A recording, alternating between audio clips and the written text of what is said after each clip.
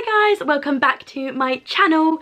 If you're new here, hey, I'm Ellen and I make videos about travel and like sustainable slow fashion and lifestyle-y stuff and health, chronic illness stuff as well. So a little bit of everything.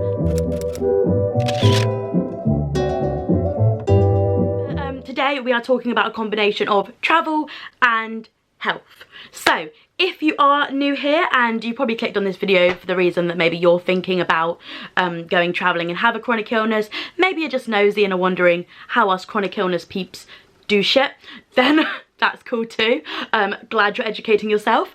And yeah, so if you're new here, basically I was diagnosed with JAA, which is juvenile arthritis, when I was 2 years old, and I have it now as well. So I have arthritis and I have a condition called uveitis, which affects your eyes as well. If you are new here, then I would smack that like button to let me know and hit the subscribe button while you're down there, because you're gonna want to come back and hang out again, because I'm doing something very exciting very soon.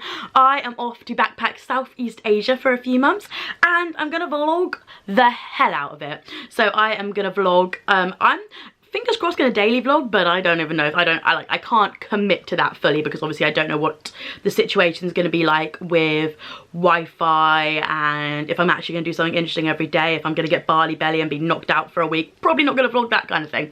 But basically in today's video I am talking about how I am going to manage my health whilst I'm traveling. So I do go and visit the doctor quite a lot, and I'm on long-term medication that unconveniently needs to be kept in the fridge. So I'm going to talk about, yeah, how I'm going to manage my health while I'm away. So the biggest thing I wanted to talk about was the fact I am on a medication called Humira. That is an injection I need to take every 2 weeks that needs to be kept in the fridge. So I was like kind of deliberating whether I should have waited till after traveling to start this medication, but I've been waiting to get onto Humira for years now. I've had to go through methotrexate and through sulfasalazine, and they've both like given me a bit of a headache, and that's the only way I've been able to get onto the drug I actually wanted to be on, which is Humira. So some of the side effects of being on Humira are obviously it's an immunosuppressant, so it does like dampen down a bit of your immune system, so obviously you're more open to like getting infections and getting colds, and then your body finds it harder to fight them off. I'm lucky that I've got the flu jab, and I'm getting, well, I think it's just run out, so I'm getting my next one very soon. So hopefully that should avoid some of those things. And then obviously I'm going to get all the travel vaccines I can get. When you're on a medication like Humira, you can't get any live vaccinations, and I thought this was going to be a massive issue for when I was going travelling, because obviously you need to have all the right vaccinations. And what I found out is that none of the vaccinations that I needed are actually live vaccinations. So the only ones that are live are like MMR, which you should have had if you're from the UK as a child. So I've had those already, so I'm covered for those. The others are not live, so it's fine, you can still get them all. I've chosen to get like tetanus, Hep A, Hep B, and then yeah, you can get the one for malaria as well, but we're not doing a lot of trekking and stuff, so I don't think we're going to bother with that one. And then you get rabies as well, I think, and I don't think that one's live either. So yeah, all the kind of jab side of things was all fine, because all the ones you really need to get aren't live vaccinations. In terms of keeping your medication in the fridge, I am going to get a letter from my doctor that says kind of the medication I'm on, and a note to, for example, the big reasons you'd need it are like with your airline. So obviously I'm getting I think it's 11-hour flight from London to Singapore is my first flight, and I'm flying with Singapore Airlines, so I basically just need to contact them and see if they can keep my medication in the fridge for the flight, which should be fine. A lot of people are on medication that does need to be kept in the fridge, so it will be a request they're used to. I haven't actually done this yet, but I can't see it being an issue. But this letter also helps when you're getting your medication through customs and stuff, so if they've got any questions, all the information of who this medicine belongs to and stuff is in that letter. So yeah, that's really useful to have and really easy to just, I'm getting it from my biologics nurse, she's getting it for me, and I think it comes from Healthcare at Home. Also in terms of Healthcare at Home, they can be sent a prescription from my consultant, so I'm going to get so at the moment I'm getting 3 months at a time of my Humira, but I'm going to ask for them to deliver 4 months so that it will cover me for, if I do end up staying away for that amount of time, I've got enough medication to last me the whole time. Another note is obviously you need a sharp spin with Humira, so they can send you a smaller version of your sharp spin, or you can go into pharmacies while you're travelling and ask if you can dispose of your Humira in their sharp spin. What I'm going to do is get that written on a little like card in all the languages of the place I'm going to, so that I can go in and just show them that, rather than having to try and explain why I need to use their sharp spin. It will just be a little note in like their own language, so there's no like language barrier or them not being able to speak English, me not being able to speak the language of the country I'm in. I'm just going to get it written. I'm going to do the same with asking if I can put my medication into the hotel fridges or hostel fridges. So I'm going to aim for using hostels that have kitchens, or hotels that have minibars, so that it's not a big deal putting my medication into the fridge. But for the times when it's not in the fridge, I'm also going to buy a small cool bag.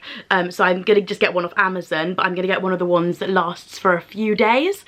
So that if I am for any reason in a situation where my Humira has to be kept out of the fridge for a couple of days, I know that the cool bag has got it covered, and that I'm okay having it out of the fridge for a couple of days, because the cool bag will keep it cool, basically. And that is pretty much the big things I had to think about with traveling on long-term medication. I'm also going to take with me, obviously, kind of like my naproxen, painkillers, and then I'll take my eye drops as well. So these are all kind of hassle-free kind of medications, but I know they are things that make me feel so much better if I'm, for example, to have a flare-up. And then I think in terms of just being chronically ill and travelling in general, I'm just going to have to be, have I got hair in my lip gloss? I'm just going to have to remember to pace myself, and I think that is a big thing for anyone with chronic illness in general, in like your normal everyday life. And then the same is going to apply while I'm away. I have to pace myself. I have to remember that I can't always do the same thing as everyone else is doing. I can't go at the same pace. I can sometimes, but I can't always go at the same pace everyone else is going. And I don't think this is going to be an issue with the friend I'm going with, Emily. I think you've met her in previous videos. But there are going to be days where I just need to take a break, lie on the beach all day, or have like a chill day, just do nothing. And I feel like that's okay. We're going for a long period of time. We are going to want to pace ourselves anyway. Like Emily, as a normal, not chronically ill person, she's going to need to pace herself as well. So that is something that we just have to deal with, that I'm maybe not going to be able to go as fast as other people might. And that's okay. I feel like I need to listen to my body, and I need to remember that if my body is telling me I can't do something, or it needs me to chill out, I need to do it, and I need to not feel pressured that just because I'm having this experience, I don't need to just keep up with everyone for the sake of it, basically. And yeah, I think those are the big points I kind of wanted to ramble about. I think my big one was I wanted to talk about how I was handling being on a medication that needs to stay in the fridge and needs to come with me, because I know that's something that a lot of people are probably wondering if they can even do this. And I know that was something that was really worrying me before I went on to Humira. I'm obviously going to talk about this a lot in my vlogs, so do hit the subscribe button if this is something you're interested in doing, because it is something I'm going to talk about on my vlogs. I'm going to make it very clear that I'm poorly, and I'm going to talk about that a lot on my vlogs. So it will be a little bit different from maybe a normal person, not sick person's travel videos, because that is something I want to incorporate into them, and I want to be really, really real about my experiences. And yeah, so if you enjoyed the video, guys, please subscribe and stay updated for all my upcoming travel content. And just a quick sponsored by me thing, I'm wearing my Wish You Were Here t-shirt in this, which is a t-shirt I've designed that goes along with my travel series. I'm going to leave the link to where you can buy them down below if you like them. There's also a hoodie that is similar and got the same branding on, so if you like them, I'll leave a link to that down below. And see see you in my next one. Bye guys.